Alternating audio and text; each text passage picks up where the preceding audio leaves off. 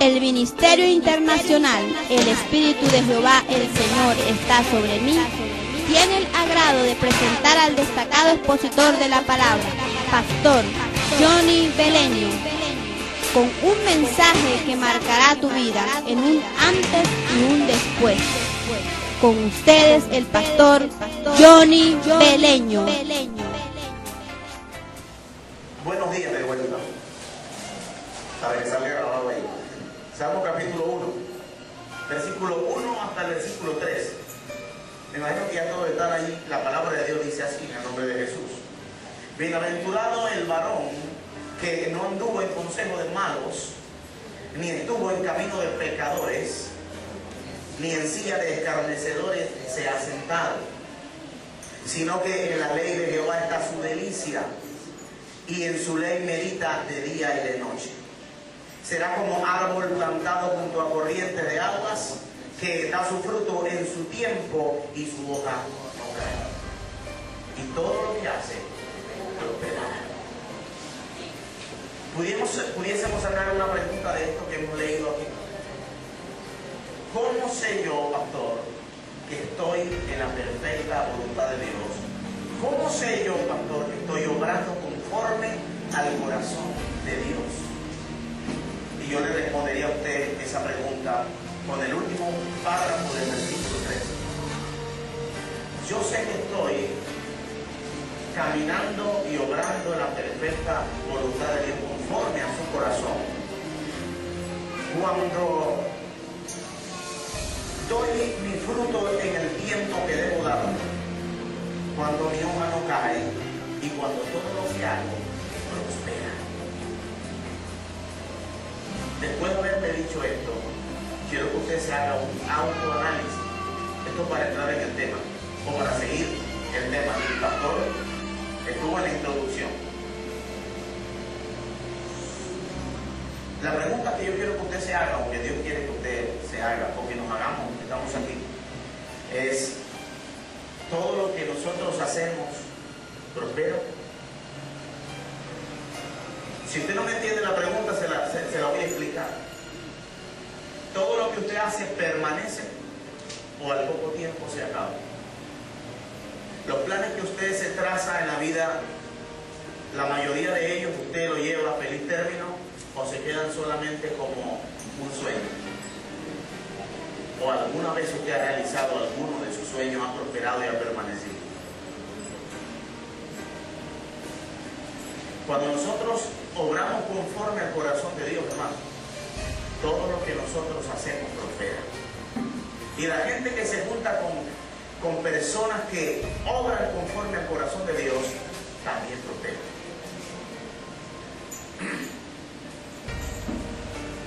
La gente que se junta con personas que están caminando y haciendo la voluntad de Dios, reciben bendición. Por eso es que la gente quería juntarse con Jesús. Por eso es que los ricos querían tener a Jesús sentado en la mesa. Aunque muy pocas veces Jesús aceptó la invitación. Siempre se sentaba con gente que necesitaba ser prosperada. Por eso la Biblia dice que el Evangelio es anunciado a los pobres. Un millonario dijo en una oportunidad predicando: por eso es que los pocos pobres que quedan en esta iglesia van a dejar de ser pobres, porque conocen el Evangelio. Porque el Evangelio es predicado a los pobres para que dejen de serlo. Porque la pobreza es un estilo de vida. El Evangelio no es para vivir en pobreza, es para tener momentos de escasez. Porque la escasez es un periodo. La pobreza es un estilo de vida, es una costumbre de vivir así. Por eso la gente se juntaba a Jesús. No para salir de pobres, pero sí para cambiar su condición. Todo lo que hace una persona que anda en la voluntad de Dios prospera. Amén. Cuando las cosas no nos salgan bien, tenemos que hacernos esa pregunta: algo no está funcionando. Y si no está funcionando es porque estoy haciendo algo que quizás Dios no quiere que haga. O me quizás es un terreno que Dios no quiere que me meta, o estoy en un lugar que Dios no me quiere. En resumidas cuentas, no estoy satisfaciendo los deseos del corazón de Dios. No es fácil hacer la voluntad de Dios si tú no tienes el Espíritu Santo. Gracias a Dios que los que estamos aquí lo tenemos. ¿Por qué lo digo? Porque un ser humano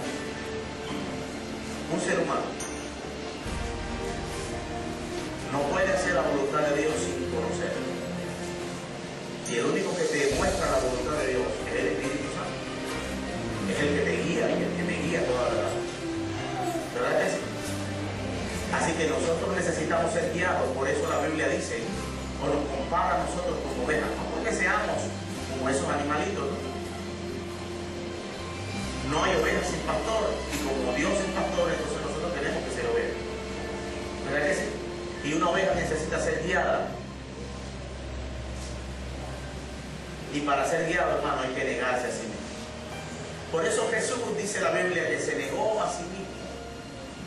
Negó todos sus derechos. Cuando él podía defenderse, dejó los derechos de él como judío, como persona.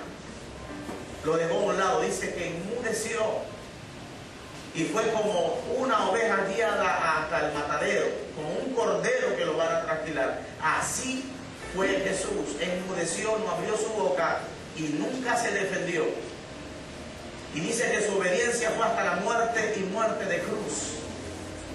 Algo que me enseñó el Espíritu Santo hace un tiempo atrás es que Jesús no fue exaltado hasta lo sumo y se le dio un nombre que es sobre todo nombre, en el cual se sujeta todo lo que está en el cielo, en la tierra y debajo de la tierra, porque era el Hijo de Dios. Jesús fue exaltado porque se humilló. Y algo que citaba el apóstol es que la humillación produce exaltación. Cuando nosotros nos humillamos, Dios nos exalta. Cuando hacemos lo contrario, nos humilla. Nuestra propia actitud nos humilla. Cuando nos exaltamos, dice la Biblia, somos humillados. Pero cuando nos humillamos, recibimos exaltación. El fruto de la humillación es la honra, la exaltación. Jesús fue exaltado porque pudo hacer lo que era imposible hacer. Negarse a sí mismo y entregarse a la muerte.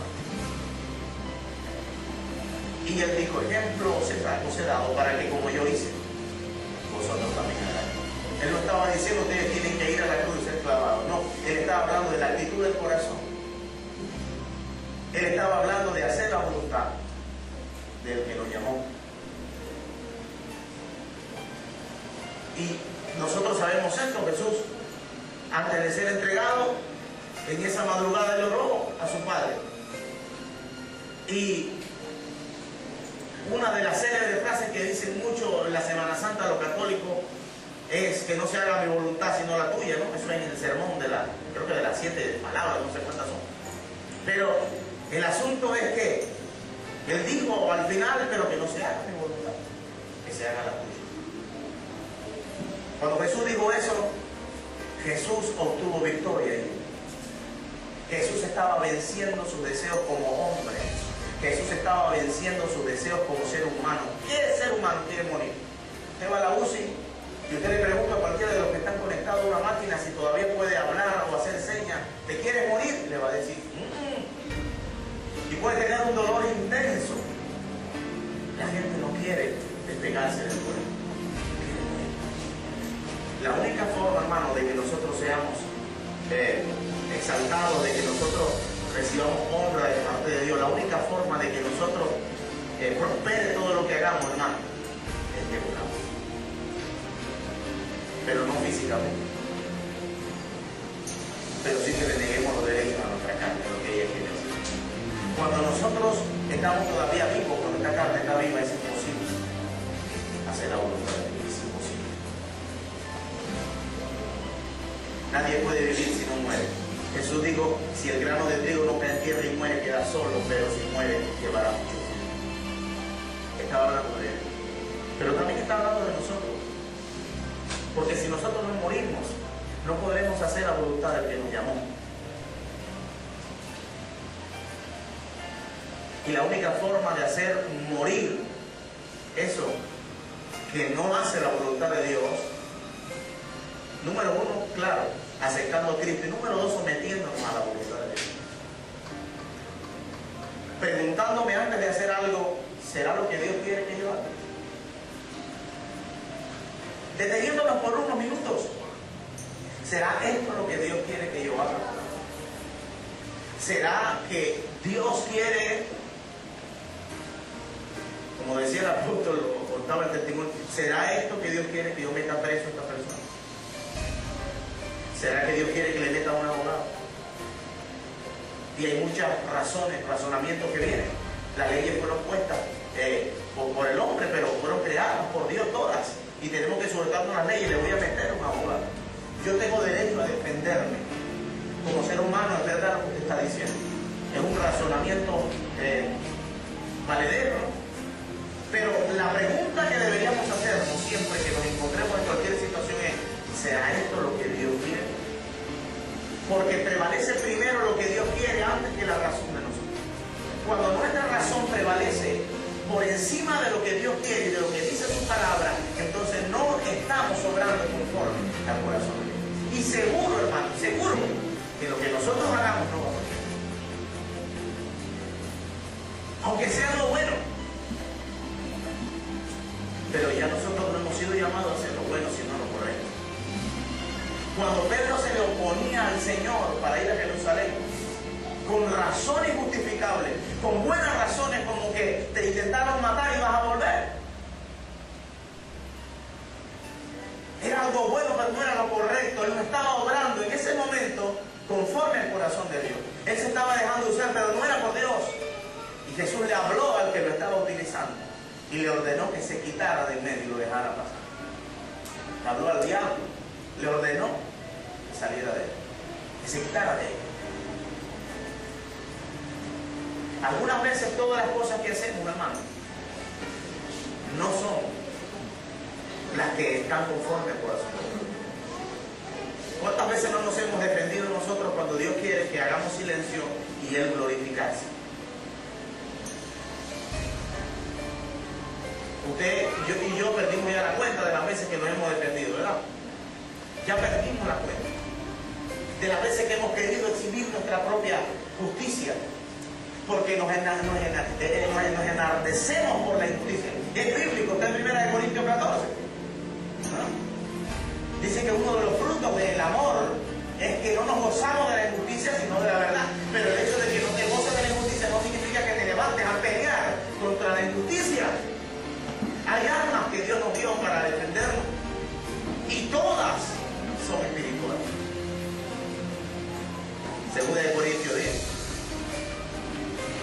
versículo 3, versículo 4 y versículo 5. Aunque andamos en la carne, porque no somos extraterrestres, le faltó al apóstol de colocar eso ahí a Pablo, no militamos según la carne, porque las armas de nuestra milicia, de esta milicia en la cual nosotros entramos, no son carnales, son poderosas en Dios para la destrucción de fortaleza, derribando todo argumento,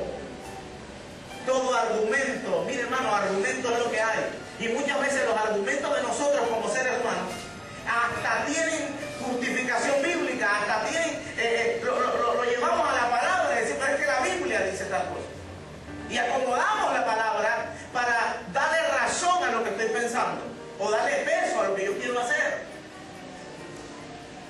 derivando todo argumento y toda altivez que se levanta contra el conocimiento de Dios, y llevando cautivo todo pensamiento a la obediencia. Mateo 4. Jesús fue tentado, y el que lo tentó lo hizo con la palabra a través del Salmo 91. Pero había siempre ahí algo que estaba detrás, que estaba negando la eficacia de la misma palabra. Y Jesús lo enfrentaba con la palabra. Échate de aquí, está escrito, Él mandará sus ángeles para que no tropieces. No tentarás al Señor tu Dios. Eso también está escrito, le dijo el Señor. Le mostró los reinos, toda la gloria, toda la bendición que le había quitado a Adán. Y le dijo: a quien quiera ser amor, a mí se me ha dado, a quien quiera ser amor, solamente póngate aquí, Adán. Está escrito, le dijo el Señor, solo al Señor tu Dios adorarás, y solo a Él servirás. Pero antes de eso, sabiendo que Jesús tenía hambre, tenía 40 días y no y 40 noches sin comer, vino con una razón y le dijo: si tú eres hijo de Dios, dile a estas piedras que se conviertan en pan. Te vas a dejar morir. En otras, te vas a dejar morir. No solo de pan vivirá el hombre, sino de toda palabra que sale de la boca de Dios. Cuando nosotros obramos conforme al corazón de Dios, obtenemos victoria. Jesús regresó de allá, del ayuno, en victoria, y comenzó a hacer milagros y prodigios. ¿Estaremos nosotros, hermanos, obrando conforme al corazón de Dios? Olvidemos el pasado. Usted dirá: bueno, imagínate, yo dice, no olvidemos el pasado. Hoy estaremos obrando conforme al corazón de Dios. Hay algo que hace tiempo Dios me ordenó hacer a mí. Y me lo ordenó imperativo. Y le voy a decir: a mí me ha costado hacerlo. Porque es fácil que usted le llegue a un hermano o a un vecino, a alguien, a pedirle perdón. Pero no es fácil que tú le llegues a tu mamá, la que te parió, a pedirle perdón cuando tú sabes que todavía anda lo mismo. Pero yo tengo que hacerlo. Y he tenido la oportunidad, mire, pero estamos vivos todavía. Y para el que vive aún hay esperanza, dice la Biblia. Y es verdad, el Señor me estaba hablando. El apóstol le decía: esto también para los ministros y cosas torpes. En el ministerio hay que soltar. Y cuando nosotros perdonamos o nos perdonan, es lo mismo. Somos libres. E incluso la Biblia habla del perdón como cuando tenemos un animal amarrado y lo soltamos. Cuando un perro lo amarran y dura bastante tiempo amarrado, cuando usted suelta ese animal hasta se orina de la felicidad. Literalmente yo lo he visto, se orina de la felicidad. Pero cuando dura demasiado tiempo encerrado, se le entumecen las piernas y usted le abre la jaula o lo libera y ese animal no se para de ahí, porque está acostumbrado al cautiverio. Así es el perdón. Cuando duramos tantos años para desatar a alguien, ya la persona no queda igual. No queda igual. Está libre, pero ya no es capaz de vivir en libertad. Porque fueron demasiados años de cautiverio. Pero la Biblia dice algo que es un refrigerio para nosotros. Al que el Hijo del Hombre libertad será verdaderamente libre.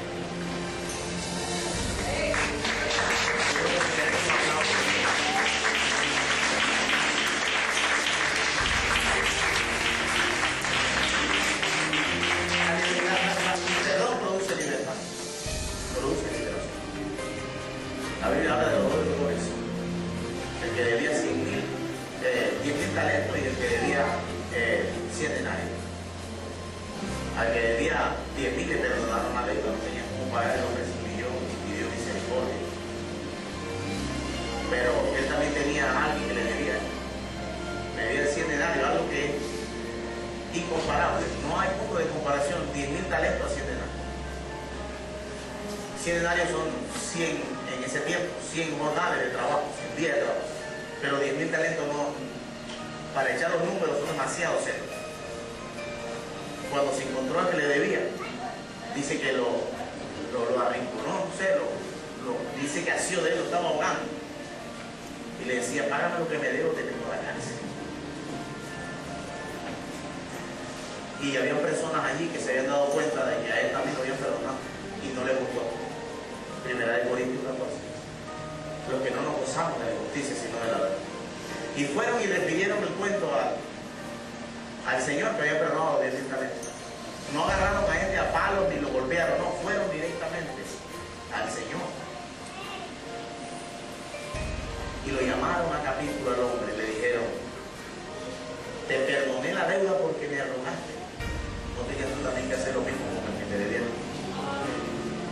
Bueno, ahora voy a mandar a los verdugos para que te azoten hasta que pagues el último cuadrado.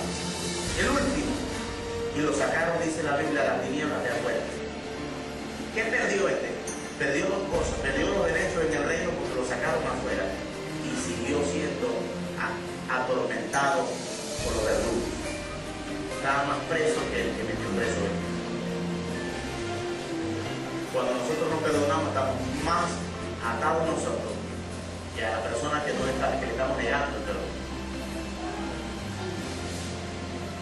Pero hay algo que siempre se mete allí en el hecho de perdonar. Y es que viene algo que se llama justificación. Nos justificamos nosotros. Yo tengo la razón. Y de ahí no nos saca nadie. Yo tengo la razón por esto, pero es justificación. Nos justificamos nosotros mismos. El único que justifica es el Señor Jesucristo. Él es el único que puede justificarnos a nosotros. Nosotros mismos no nos podemos justificar. Si nosotros comenzamos a justificarnos, eso es una señal de que estamos atados. Y la justificación retiene el perdón. Lo retiene porque nosotros decimos, yo mantengo mi posición porque yo sé que si voy a pedir perdón, ese no va a cambiar, yo voy a seguir igual. Ese no es su problema. Si la otra persona cambia o no cambia, ese es asunto de esa persona conmigo. Si usted ve que no cambia, oremos por ella, pero hagamos nuestra parte, liberémoslo. Es más fácil cambiar siendo libre que siendo esclavo. Aunque a algunos se les hace más fácil aceptar a Cristo en la cárcel, hablándolo literalmente. Algunos necesitan estar presos para poder conocer a Dios. No entendemos eso. Pero si la otra persona cambia o no cambia, no utilicemos eso, porque es lo que siempre nosotros utilizamos. Hermano, eso no es. Siempre lo utilizamos. Si voy y me humillo, ese va a seguir igual, el altivo, el orgulloso. El que se humilla será exaltado. Usted no va a exaltarlo a él como humillarse a usted. Dios lo va a exaltar a usted. Amén, hermano, una decisión personal. Mi humillación no exalta a los vecinos. Mi humillación no exalta al que tengo al lado. Mi humillación exalta a mí. Jesús se humilló y fue exaltado. O usted tiene un nombre que es sobre todo nombre. A él solo le dieron ese nombre. Porque fue el que se humilló. El que recibe la recompensa es el que hizo el trabajo. Si el otro no se humilló y dijo que lo perdonaba y sigue con la mata de yuca, usted vive. ¿Verdad que sí, hermano? Amén. Leemos el Salmo 1 nuevamente. Bienaventurado. Esto equivale, según los que saben, a 3 veces feliz, feliz, feliz, feliz. Bienaventurado el varón que no anduvo en consejo de malos, ni estuvo en camino de pecadores, ni en silla de escarnecedores se ha sentado. Hace tiempo Dios me enseñó esto, ¿no? Por la silla de escarnecedores, lo que yo pensaba que era ir a la carnicería a comprar carne o a la casa del carnicero. Y sentarse en silla de escarnecedores no es ser un chismoso. Sentarse en silla de escarnecedores, darle poder al chismoso para que hable, porque te sientas a escuchar. Nadie dice nada de nadie ni chismosea si no lo estás oyendo, a menos que esté loco y en el manicomio hable consigo mismo. Pero los chismosos necesitan un oído que lo oiga. Y si usted no presta el suyo y yo presto el mío, el chismoso tendrá que dejar el oficio. ¿Sí o no? Sentarse en silla de escarnecedor es peor que chismear, hermano, porque le estás dando poder al chismoso para que siga su trabajo. Ok. Sino que en vez de invertir ese tiempo para escuchar al chismoso, entonces Jehová se convierte en mi delicia y en su ley medito de día y de noche. Hay mucha gente que lee la Biblia todos los días, pero no medita en ella. Lo que va a cambiar tu vida no es lo que tú leas de la Biblia, ni lo que yo lea de la Biblia, sino lo que le saquemos a la Biblia, lo meditemos y lo practiquemos. Nadie practica lo que lee si no lo medita. A menos que sea un loco que no piense lo que va a hacer. ¿Sí o no? Cuando alguien va a hacer algo, lo medita y lo hace. ¿Sí o no? Si nosotros leemos la Biblia como el panorama, todos los días por costumbre, ay, ya leí la Biblia, ya me siento bien, ya me podía trabajar. no estás haciendo nada si no meditas lo que lees. Y no puedes meditar si no lees, obviamente, ¿no? Una cosa va con la otra. Pero no podemos dejar la segunda parte, que es la parte más importante. Porque la Biblia no dice que la fe viene por el leer. La Biblia dice que la fe viene por el oír. Por aquí que entra todo. O le damos poder al chismoso, o le damos poder o autoridad a Dios y a su palabra en mí, para que me cambie. Amén. Por aquí entra todo. La fe viene por el oír, y los chismosos también por aquí nacieron. Por el oírlo. ¿Cuántos conocen chismosos? Abundan. Pero ellos son así por culpa de los que lo oyen. Ellos son así por culpa de los que lo oyen. Si no hay oído, no hay lengua que hable. Hace tiempo, un amigo que tuve, el pastor, me enseñó algo tremendo.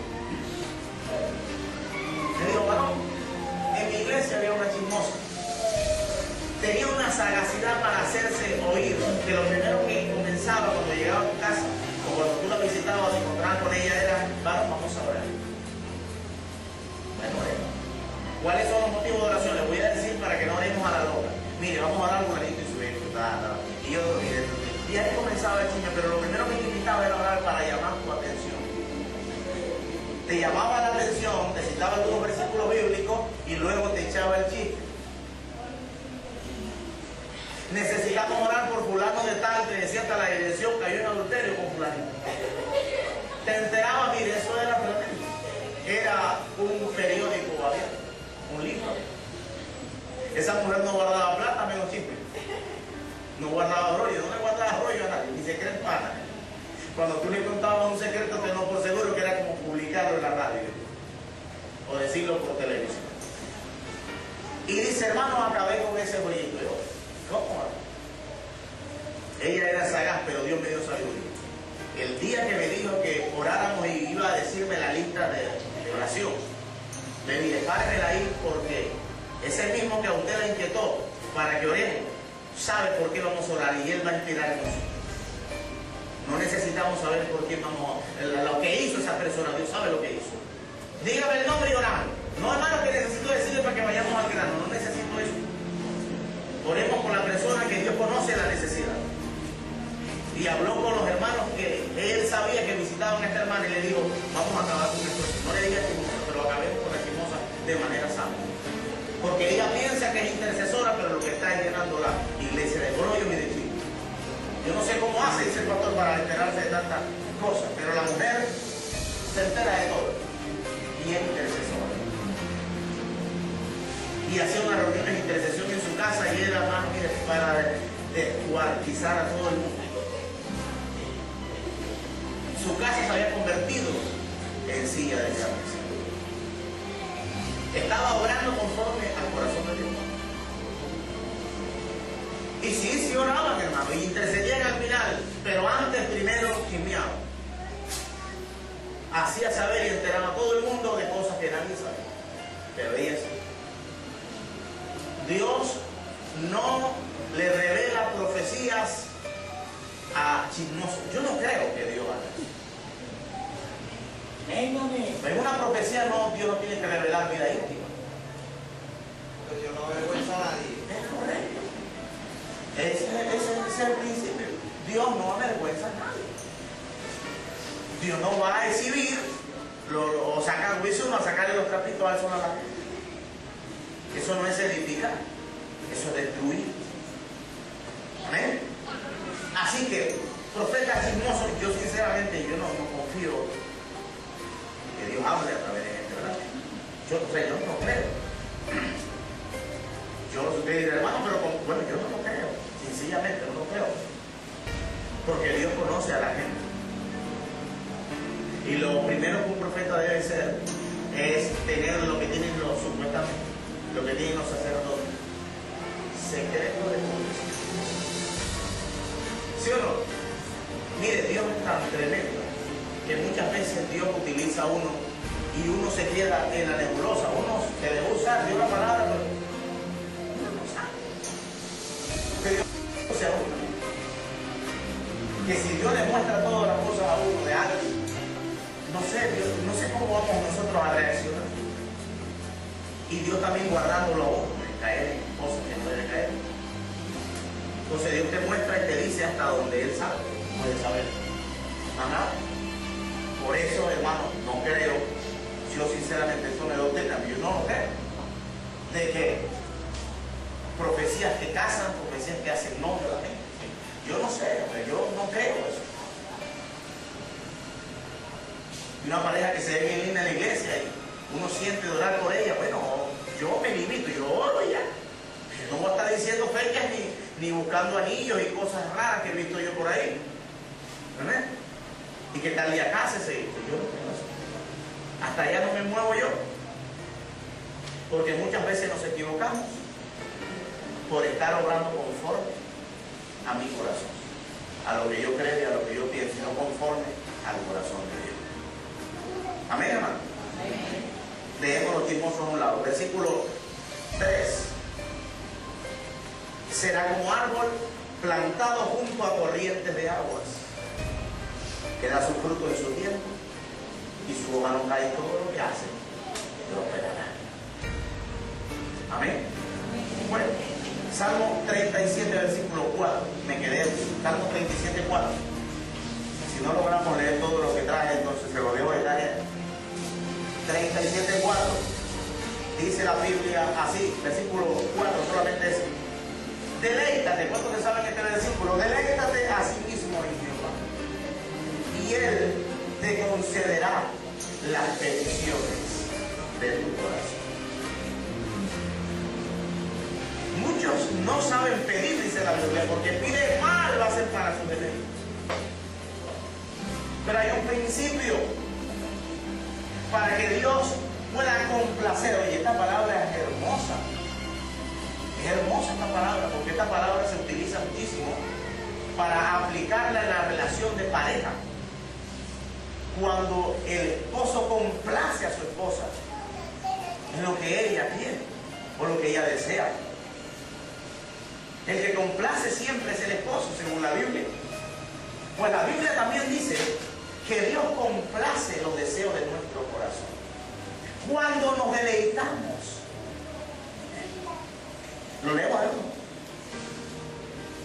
Deleítate a sí mismo en Jehová, y Él te concederá las peticiones de tu corazón.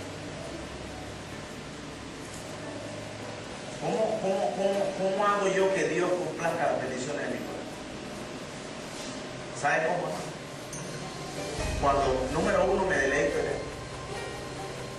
Pero cuando yo, primero, complazco los deseos de Dios conmigo.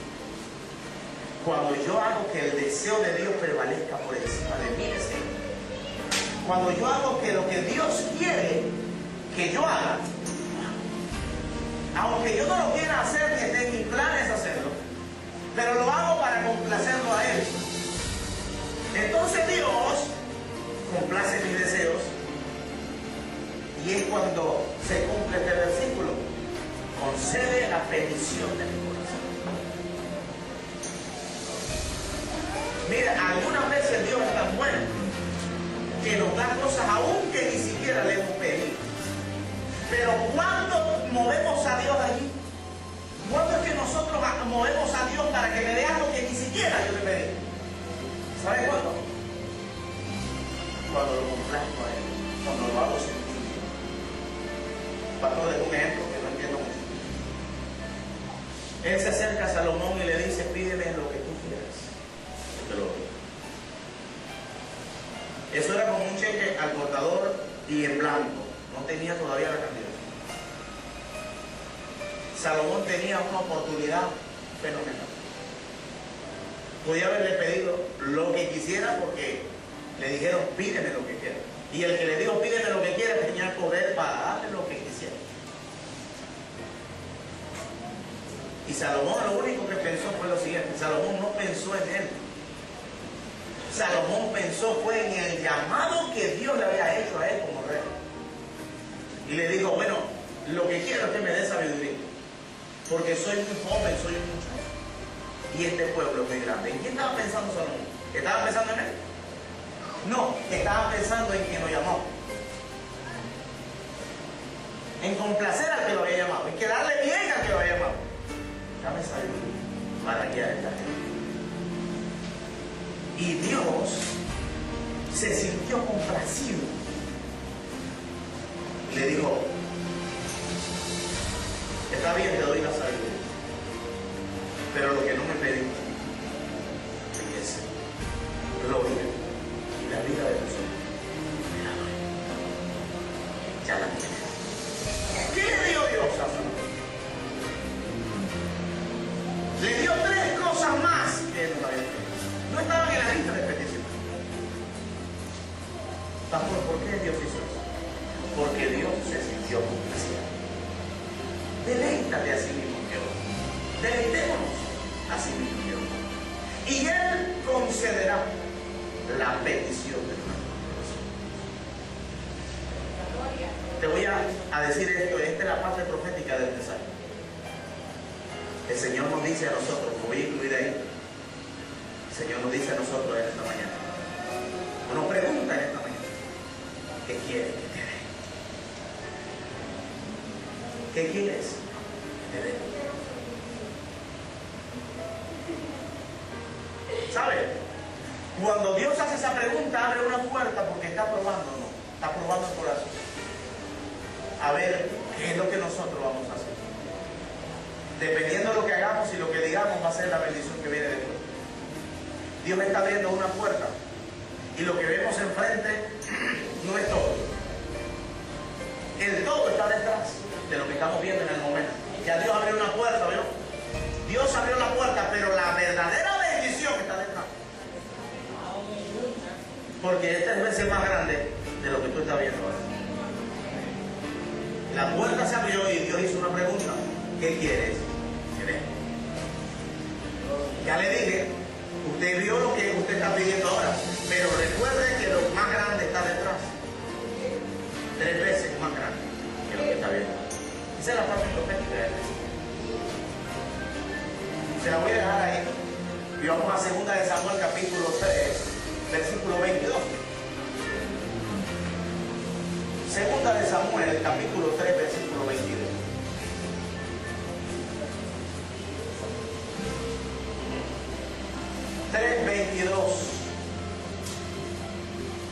Vamos a ver un poco, digamos, la forma de ser del papá de este muchacho llamado Salomón. Versículo 22.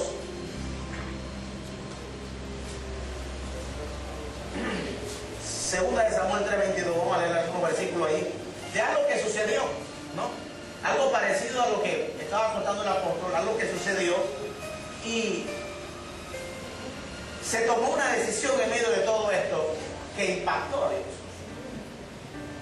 Dice el versículo 22 así, voy a tratar de ser breve aquí. Y aquí que los siervos de David y Joab venían al campo y traían consigo gran botín, mas Abner no estaba con David en Hebrón, pues ya había despedido, ya lo había despedido y él se había ido en paz. Y luego que llegó Joab y todo el ejército que con él estaba, fue dado aviso a Joab diciendo: Abner, hijo de Ner, ha venido al rey y él le ha despedido y se fue en paz. Entonces Joab vino al rey y le dijo: ¿qué has hecho? He aquí Abner vino a ti. ¿Por qué pues le dejaste que se fuese? Tú conoces a Abner, hijo de Ner. No ha venido sino para engañarte y para enterarse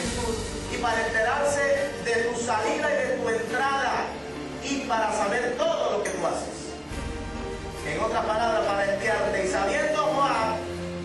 saliendo Joab de la presencia de David, envió mensajeros tras Abner, los cuales le hicieron volver del pozo de Sira sin que David lo supiera. Y cuando Abner volvió a Hebrón, Joab lo llevó aparte en medio de la puerta para hablar con él en secreto. Y allí, en venganza de la muerte de Asael, su hermano, le hirió por la quinta costilla y murió.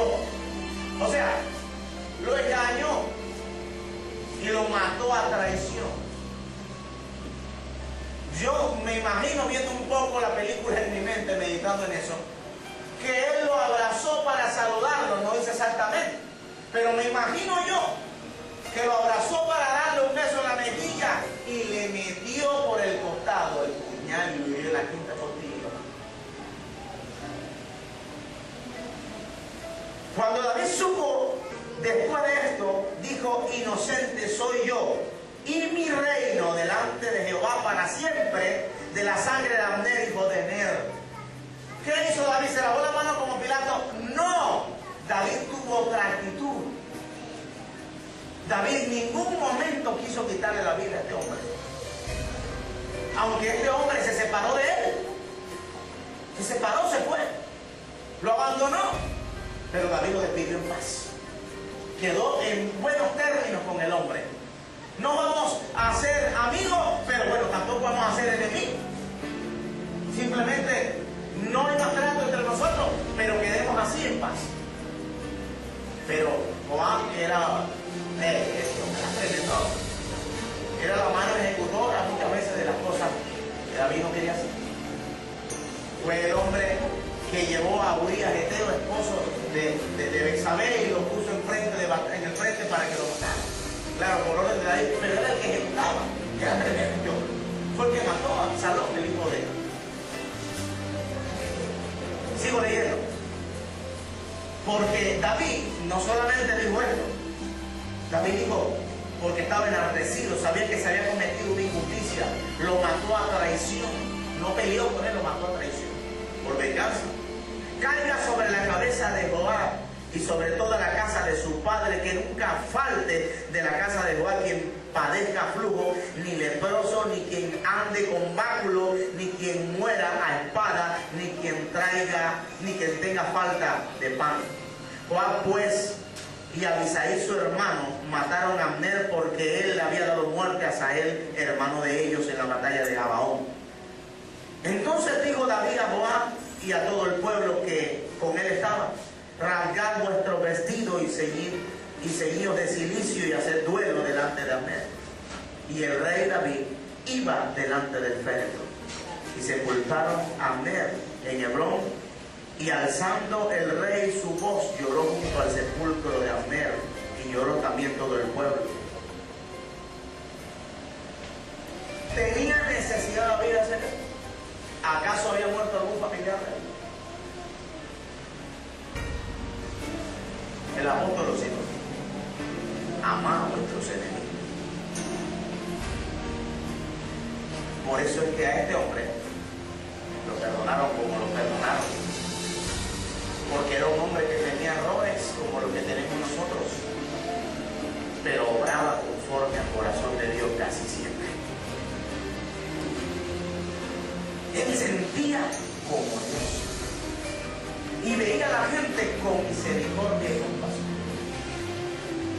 Está escrito: misericordia quiero, dijo el Señor, citando la palabra, no sacrificio. Porque hay muchos que tienen apariencia de piedad, pero sus hechos niegan la eficacia de ella. Hay mucha gente que ayuna y tiene una cara de piedad todo el tiempo, diezman, ofrendan y se congregan todo el tiempo, pero no hay misericordia en su corazón, porque no obran conforme al corazón de Dios. El corazón de Dios es un corazón perdonador. Y algo que aprendí hace un tiempo es que perdonar, hermano, no es olvidar, aunque yo prediqué algunas veces que sí. Luego me di cuenta, o el Señor me enseñó que no. Nosotros no sufrimos de amnesia. Algunos sí, bueno, pero los que no sufrimos de amnesia no olvidamos. Tenemos un disco duro que no se daña. Incluso después de la muerte hay recuerdo. Es bíblico, el rico y Lázaro murieron, el hombre estaba allí en el infierno y las llamas y las cosas, pero él recordaba a su familia. Los pensamientos, los recuerdos, ni después de la muerte te libras de ellos. Perdonar no es que tú olvides. Perdonar es que no te haga daño, ni te enardezca, ni te dé rabia. Recordar que no te afecte, pues. Eso no te afecte. Tú sabes que el que está saludando y abrazando te ofendió. No te ofende.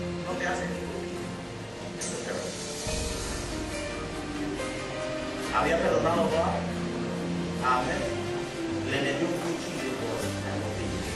Lo abrazó y le metió un cuchillo. ¿Había perdonado? Abner ya estaba muerto en el corazón de Dios. Pero David sí lo había perdonado. Lo despidió en paz.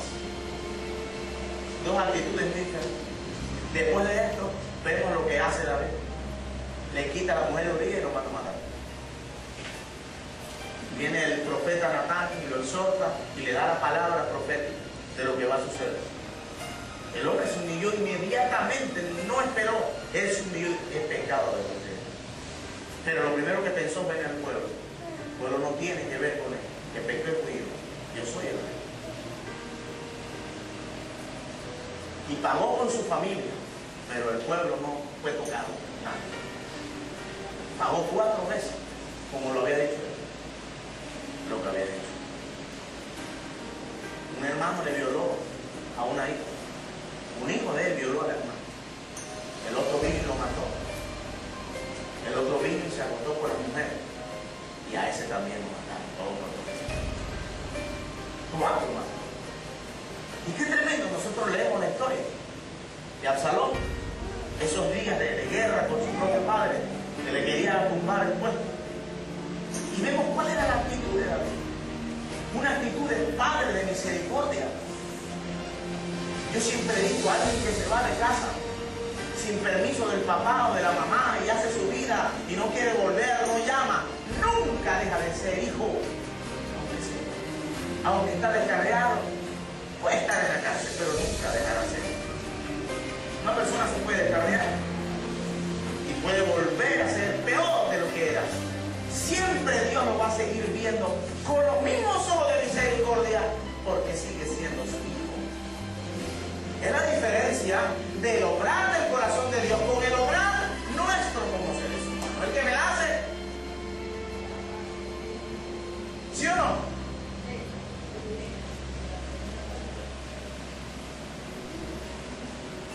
Lo que más ama al ser humano es el dinero. Y le voy a decir a continuación lo que el ser humano no perdona. Un ser humano perdona una traición. Un ser humano perdona una bofetada, una mala palabra. Un ser humano perdona una infidelidad del hombre o de la mujer. Perdona una infidelidad. Pero ¿sabe qué le cuesta a un ser humano perdonar? Dígalo conmigo. Una deuda.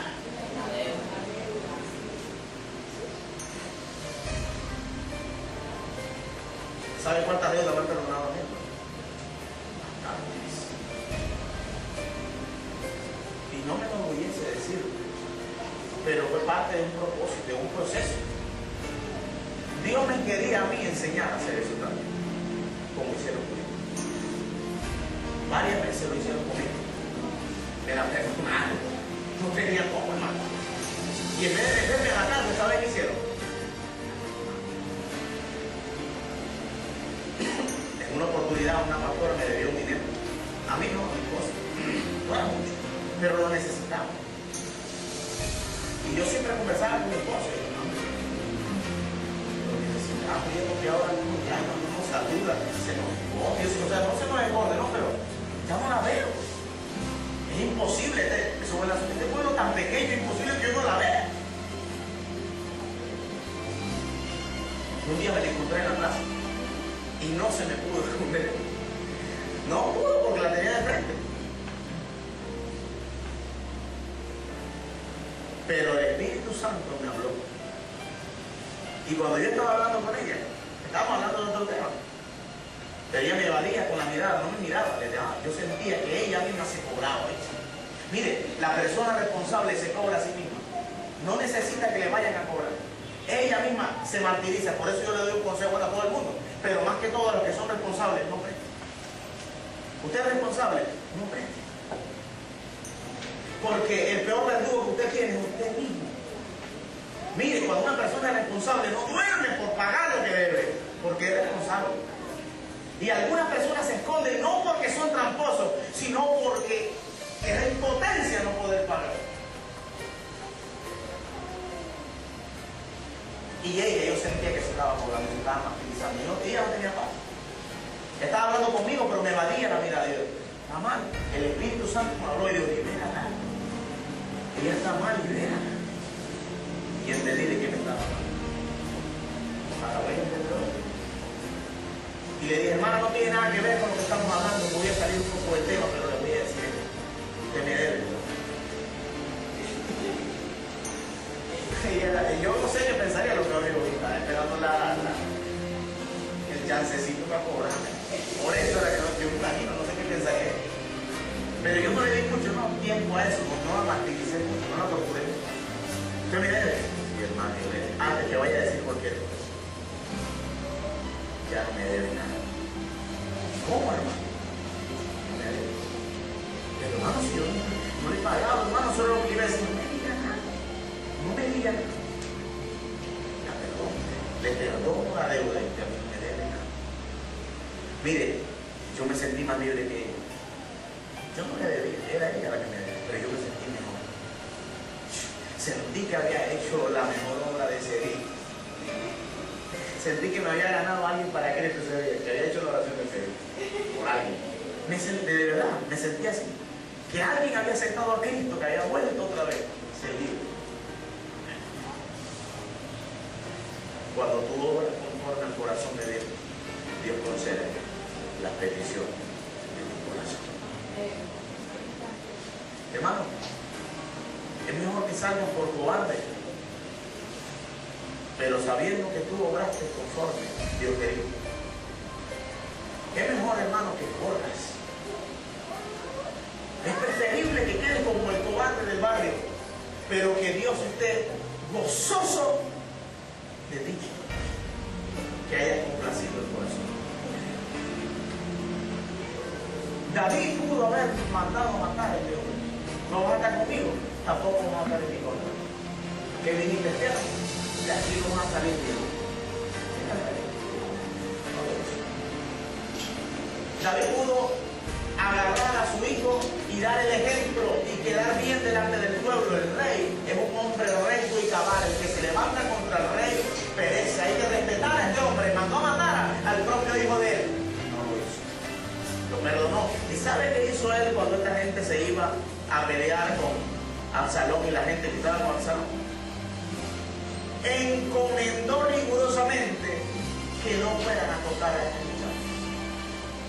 ¿Lo lee? En un versículo. Segunda de Samuel 11, versículo 15. Aquí mismo dice: y escribió en la carta diciendo, poned, no, aquí no, versículo 18, 5. Aquí sí.